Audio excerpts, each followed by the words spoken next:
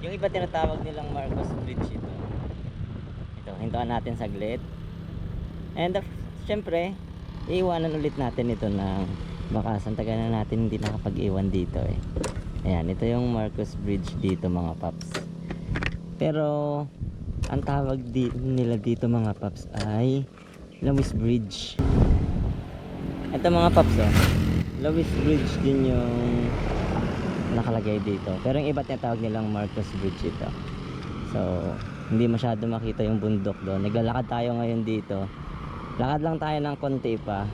Tapos iwanan natin ng bakas. Oh, mababaw lang yung ilog dito.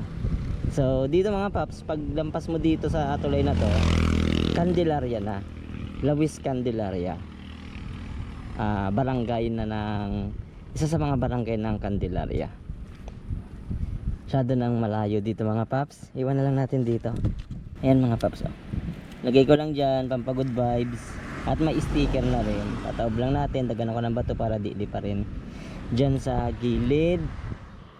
Oh, ramdam mo mga paps kapag may dumadaang sasakyan din dito. Ayan, lakad lang tayo ng konti pa mga paps. Niwan natin dito sa kinakatayuan natin mga paps. Ayun mga paps. And sa lahat ng pupunta dito ngayong undas, ito nag-iwan tayo ng bakas dito sa Lewis Bridge, Candelaria, Zambales. Good luck and happy hunting.